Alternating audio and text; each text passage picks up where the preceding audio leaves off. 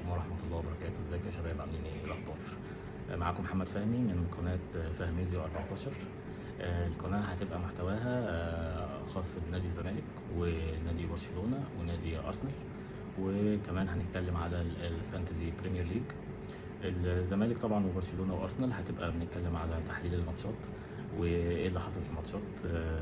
قبل بداية الموسم برضو ممكن نعمل حلقة لكل فرقة بالتعزيزات اللي حصلت للفرقة، وهل كافية ولا مش كافية، هل غطينا كل العيوب اللي كانت موجودة في الفرقة خلال السنة اللي فاتت ولا لأ. النهارده هنبدأ مع الزمالك إن شاء الله، وهنبدأ نشوف مع بعض إزاي جون إدوارد حل نواقص الفرقة بنسبة قد إيه، وإيه المشاكل اللي لسه موجودة في الفرقة، ونلفت انتباه كده الناس بالسكواد. هناخده واحدة واحدة بكل مركز، ونشوف هل كل مركز اتغطى ولا لأ، وإيه النواقص، وإزاي ممكن نحل النواقص اللي موجودة لحد دلوقتي مع بعض إن شاء الله. دلوقتي هنتكلم على فرقة الزمالك. أول حاجة هنتكلم على حراسة المرمى، وهل حراسة المرمى كده متغطية بنسبة 100% ولا لأ، ولا في مشاكل. احنا بالنسبة لحراسة المرمى عندنا عواد ومحمد صبحي، وضفنا مهدي سليمان، وعندنا طبعا محمود الشناوي من الناشئين. انا كان رأيي في حالة ان احنا جبنا حارس ثالث ومش هنطلع حد من عواد او صبحي، محمود الشناوي كان المفروض يطلع اعاره سنتين، عشان انت الحارس الثالث اللي انت جايبه مهدي سليمان 38 سنه، هيديك سنه سنتين بالكثير. محمود الشناوي لو طلع السنتين دول يرجع لك حارس فت، وتقدر ساعتها تقرر هل ده ممكن يبقى حارس للمستقبل، ولا تقدر بقى تتخلص منه وتبيعه لفرقه اخرى. بالنسبه للحراس، في حاله ان احنا مشينا مثلا واحد من صبحي او عواد، انا افضل يعني ان احنا نمشي عواد. ساعتها ممكن تضيف حارس تالت مثلا زي محمد علاء بتاع الجونة. هنروح لخط الدفاع. خط الدفاع مكون من حسام عبد المجيد والونش، واحمد حسام ربنا يشفيه اتصاب، والزناري، وضفنا محمد اسماعيل اضافه، وصلاح مصدق طبعا. محمد اسماعيل اضافه جيده طبعا، من احسن المدافعين اللي في الدوري، فانت عملت تعزيز كويس للمكان ده. انا كان رايي ان الزناري يعني في حاله ان احنا جبنا حد في الباك اليمين لسه هنتكلم عليه، كنا نبيعه، والمركز ده كده يبقى متغطي بشكل كويس. وايضا صلاح مصدق يعني انا مش شايف ان هو يعني ليه اهميه داخل الفرقه، لكن المدرب كلام بيتقال ان المدرب مبسوط منه، وشايفين ان هو ممكن يكمل يعني معنا خلال السنه دي. برضو بالنسبة للناشئين اللي في خط الدفاع، أحمد مجدي وأحمد رفاعي. أحمد رفاعي تم بيعه، استغناء عنه بشكل كامل، وده ما كانش أفضل حاجة بالنسبة لي. كان المفروض هو وأحمد مجدي بنفس الطريقة اللي أنا اتكلمت فيها عن محمود الشناوي، إنه يطلعوا إعارة سنتين برضو، يرجعوا لك خدوا فورمة مباريات، وولاد النادي عندهم شخصية النادي، كان ممكن يرجعوا بشكل كويس، وساعتها تقرر هل فعلا في خلال السنتين دول مستواهم عالي ولا لأ. وناخد من الموضوع ده ياسين مرعي، لما كان في الزمالك من سنتين اعتقد كان مستواه، انا كنت بقول ده ما ينفعش يبقى موجود في الفرقه، مستواه عالي جدا لما كان موجود في فاركو، ودلوقتي انتقل الى الاهلي. فبنفس الفكره كنا المفروض ان احنا نعمل نستفيد من الاخطاء بتاعتنا ونطلعهم اعاره، ونشوف هل هم مستواهم هيعلى ولا لا. في حاله ان مستواهم عالي كنا نرجعهم ونستفيد منهم، بدل ما بنروح نجيب لعيبه بملايين بعد كده. اما بالنسبه للباك اليمين والباك الشمال، الباك اليمين طبعا احنا عندنا نواقص كانت باينه من السنه اللي فاتت، بل بالعكس بعنا احمد محمود وسيبنا عمر جابر لوحده، وحتى الان ما حصلش تعزيز لعمر جابر في الناحيه اليمين. انا رايي ان احنا لازم نفكر نجيب حد قبل ما الميركاتو يخلص، لان هيبقى في مشكله كبيره في الناحيه دي، وهتبدا بقى انك تجيب محمد شحاته من خط النص، او احمد ربيع اللي لسه جاي من البنك الاهلي، وتحطه في مكان مش مكانه، واحنا محتاجينهم في نص الملعب. فالمركز ده ممكن يدعم باحمد عيد زي ما انا سامع، واحمد عيد اعتقد من افضل الباكات اليمين الموجوده في مصر. مفيش اسامي كتيره قوي بارزه في المكان ده في الدوري المصري، فاحمد عيد خيار كويس. او بقى تبدا انك تجيب لعيبه تحت السن، وبرضو انا ما بفضلش ان احنا نجيب تحت السن في الباك اليمين لسبب إن أنت هتبقى زي ما اتحاد الكورة قال إن الفرقة هتبقى في كل ماتش ليك 6 أجانب، فأنت already جايب في اللعيبة اللي تحت السن عبد الحميد معالي وال5 محترفين الكبار موجودين عندك، فأنت لو جبت واحد كمان هيبقى 7، هيبقى كل أسبوع محتاج تشيل واحد منهم، وده برضو مش هيبقى حل يعني. فالأفضل إن احنا نجيب أحمد عيد وندعم بيه الباك اليمين قبل ما الميركاتو يخلص. بالنسبة للباك الشمال طبعا أحمد فتوح عمل لنا مشكلة من لا مشكلة، يعني المركز ده كان من المراكز اللي متقفلة عندنا بإنتاج وفتوح، لكن للأسف مشكلة فتوح دي خلت إن المركز ده مبقاش متغطي زي ما احنا كنا متوقعين يعني. بالإضافة لحظ الزمالك طبعا إن بنتايج اتصاب كمان، فأنت ممكن تبدأ أول الموسم بدون باك شمال بعد ما كان من المراكز المتغطية عندك، فكان الأفضل إن احنا ندعم الباك الشمال برضو بلعيب من الدوري المصري.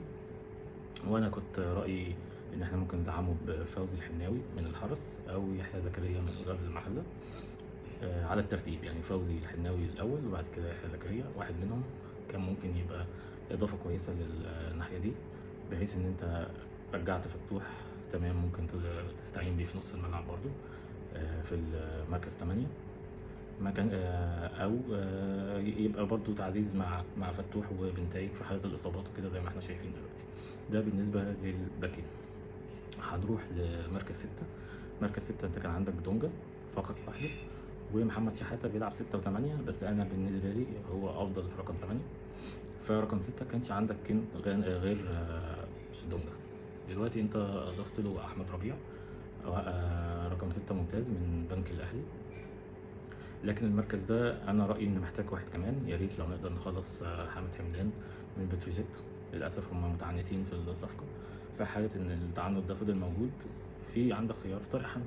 طارق حامد ممكن يديك سنتين ويبقى داعم للمركز ده، فالأفضل إن احنا نفكر في ده قبل نهاية الميركاتو. ده بالنسبة لمركز 6. مركز 8 بقى الحمد لله من المراكز المتغطية، يعني ده الوحيد اللي تقدر تقول المركز فيه لعيبة جيدة وبعدد وافر من اللعيبة. عندك عبد الله السعيد طبعا وناصر ماهر ومحمد شحاتة، وضفت برضو آدم كايد من مميزاته إن هو لعيب بيقف على الكورة بشكل كويس، وده مش موجود عندنا في فرقة الزمالك صراحة غير في ناصر ماهر، اللي يقدر يقف لك على الكورة ويتحكم في رتم الأداء بتاع الماتش. برضو آدم كايد في الجزء ده، وبرضو ممكن أحمد حمدي بس مش بالشكل اللي بيعمله ناصر ماهر، وزي ما أنا شفت آدم كايد إن هو دي من مميزاته.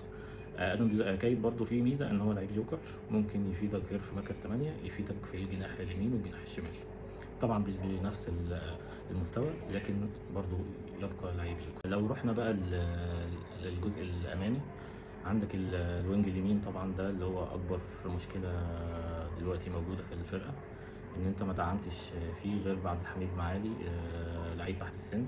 طبعا هو لعيب ممتاز، أنا شايف إن هو إضافة كبيرة، لكن ممكن ياخد وقت عقبال ما يتأقلم مع الدوري المصري، ولوحده مع إيشو اللي أنا مش شايفه يعني إن هو خيار جيد في الناحية اليمين. فأنت أكيد لازم قبل ما تبدأ الموسم تكون دعمت المركز ده بلعيب أجنبي، ونقدر إن احنا نطلع الجفالي. أنا سامع إن هو إعارة، بس أنا شايف إنها إعارة ملهاش لازمة الصراحة، يعني الأفضل إن احنا نطلعه بيع نهائي أو إعارة بنية البيع، لأن أنت حتى لو دعمت المركز ده بلعيب وينج جيد ساعتها أنت خلاص اللعيب ده هيبقى موجود عندك، فأنت لما يجيلك الجفالي السنة الجاية هتتخلص من من واحد من عندك عشان تضيف الجفالي، فأنا مش شايف إن ده خيار جيد يعني. فالأفضل إن احنا نشوف له عقد بيع، لو ما جاش عقد بيع يبقى ساعتها بقى نطلع إعارة وبعد كده نشوف السنة الجاية إيه الحل يعني. فالمركز ده لو هتضيف معاه لعيب أجنبي أنا كان أفضل كمان إن احنا نزود واحد كمان من اللعيبة المحلية، وكان برز اسم محمد مسعد، وأنا كنت بأيد الفكرة دي جدا. محمد مسعد لعيب كورته حلوة مباشر على الجون، ودي من الحاجات اللي احنا عايزينها في الوينجات اللي جاية السنة دي، يعني يبقى في وينجات عندها القدرة إنها تبقى تروح على الجون وتجيب أجوان، ومحمد مسعد من اللعيبة القليلة اللي موجودة في وينجات مصر اللي ممكن يعمل كده. وبرده زيكو، بس للأسف زيكو الأخبار بتقول إنه خلاص بيخلص في بيراميدز، فكان الوينجات برضو المصرية اللي كانت ممكن يفيدك في الوينجين اليمين والشمال. محمد مسعد عنده برضو نفس الفكرة. بالنسبة للوينج الشمال انت دعمت بشيكو بنزا. الأخبار اللي جاية من الماتشات الودية إن هو عامل أداء جيد، عنده سرعات، بيروح على الجون. وده برضو من اللي أنا لسه كنت بتكلم فيه، إنك لازم يبقى عندك وينجات بتروح على الجون وتجيب أجوان ويبقى عندك حلول، لأن احنا السنة اللي فاتت ما كانش عندنا حلول في الوينجات خالص، وكان الحل الوحيد اللي في الناحية الهجومية هو ناصر منسي. نيجي فالباك الشمال انت عندك شيكو بنزا ومعاك اتنين يساعدوا في المكان ده، لكن هم مش وينجات شمال صريحة زي ادم كايد زي ما قلنا من شوية واحمد شريف. احمد شريف هو لاعب جيد وانا متفائل بيه الصراحة، بس مش الوينج الشمال. يعني احمد شريف يفيدك في الماتشات كرقم 9 في حالة ان انت ماتش معقرب معاك عايز تدخل اضافة هجومية مع ناصر منسي مثلا. هو من نوع المهاجمين اللي بتخبط وبتعافر وبتضايق المدافعين، ويبقى جنبه ناصر منسي مثلا، الاثنين يدوك حلول كويسه جوه الصندوق. لكن هو على الجناب ما هوش حل في في الوينج الشمال الصراحه بشكل جيد قوي. يعني هو هيبقى زي ما بنقول كده ترقيع هو وادم كات. بالنسبة للمهاجمين طبعا في أخبار عن إن عقدي الدباغ بيخلص الزمالك. ده طبعا أوبشن ممتاز، لعيب مختلف عن الموجودين عندك عمرو ناصر وناصر منسي. عمرو ناصر نفس فكرة ناصر منسي. عقدي الدباغ ممكن يبقى قريب لأحمد شريف، فيبقى أنت عندك اتنين مهاجمين بيخبطوا، عندهم مهارات، عندهم حلول، وعندك اتنين تارجت مان، لعيب 9 صريح، عمرو ناصر وناصر منسي. عقدي الدباغ بقى عنده يعني طبعا مهاري سريع، كورته سريعة، برضو يفيدك في الجناب. يعني هو ممكن يبقى حل في الجانب اليمين بالذات برضو، لكن انا ما افضلش كده طبعا. لكن في حاله ان احنا ما جبناش للاسف يعني في اخر الميركاتو هيبقى هو ده اكيد حلك، ان انت هتلعب بناصر منسي رقم 9 وعقدي الدباغ ناحيه اليمين. بس ان شاء الله يعني على اخر الميركاتو نقدر نضيف حد في الناحيه اليمين اجنبي. كده الميركاتو المفروض ان اللي احنا شايفينه ان هو هيخلص بالشكل ده. ففي حاله ان انت جبت عقدي الدباغ يبقى كده حليت ناحيه الهجوم، المهاجم نفسه. لكن فاضل ان احنا ندعم بقى الوينج اليمين، ويا ريت لو جبنا واحد اجنبي نجيب معاه واحد مصري كمان يقدر يغطي من الناحيتين اليمين والشمال. وعندك الباك اليمين لازم برضو قبل ما في الميركاتو نكون دعمناه.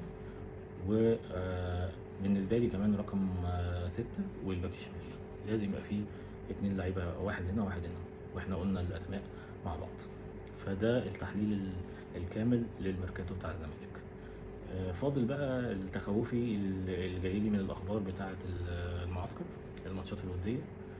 الفرقة بتلعب يانيك فريرا بيلعب بطريقة الضغط العالي، وواضح ان في لسه الهارموني بتاع الفرقه والانسجام بتاع الفرقه مع الخطه دي مش بالشكل الامثل طبعا، احنا لسه في بدايه الموسم. بس في تخوف طبعا بالاهداف اللي بتخش في كل ماتش. معدل الاهداف عالي مع فرق مش قويه، فده طبعا يدي الارم كده ان احنا في مشكله. ربنا يستر ويوم اول ماتش في الدوري مع سيراميكا نقدر نعالج ده قبل بدايه الموسم، ونحط الاضافات اللي احنا قلت عليها، لان احنا اكبر نواقص موجوده في الفرقه من السنه اللي فاتت ما اتغطتش بشكل كويس. ده رايي يعني. انت عندك الباك اليمين ورقم 6 والوينج اليمين، وكان المهاجم لو عدي الدباقي يبقى انا ده المركز الوحيد اللي غطيناه بشكل كويس. الوينجات لسه ما غطيناهاش بشكل كويس. رقم 6 احمد ربيع موجود وللاسف اتصاب برضه، فانت هتبدا بدونجا فهتبقى عندك نفس المشكله. والباك اليمين ما دعمتش حد مع عمر جابر. والباك الشمال هو كان المفروض ان هو متغطي بشكل كويس، بس مشكله فتوح اللي طلعت دي ادت ان المشكله تظهر دي. فنتمنى ان احنا نقدر نتدارك المشاكل دي كلها قبل الموسم، وان شاء الله ممكن نعمل حلقه اخرى قبل ماتش سيراميكا نتكلم بقى على ان بعد ما الميركاتو يكون واضح انه انتهى وازاي نبدا نلعب مع سيراميكا، ونشوف نقط الضعف ونقط القوه بتاعت سيراميكا وازاي نقدر نتغلب عليهم. ده كان كل اللي معانا النهارده، أتمنى أكون قدرت أفيدكم بأي حاجة، ونتمنى يبقى في تواصل ما بيننا وما بين بعض من خلال اللايكات والكومنتس، ولو عجبكم المحتوى يا ريت تعملوا سبسكريبشن، وأي كومنت انتوا شايفينه على الحلقة يا ريت تقولوا لي في الكومنتات، وأنا هرد عليكم وآخد تعليقاتكم بعين الاعتبار. شكرا، السلام عليكم.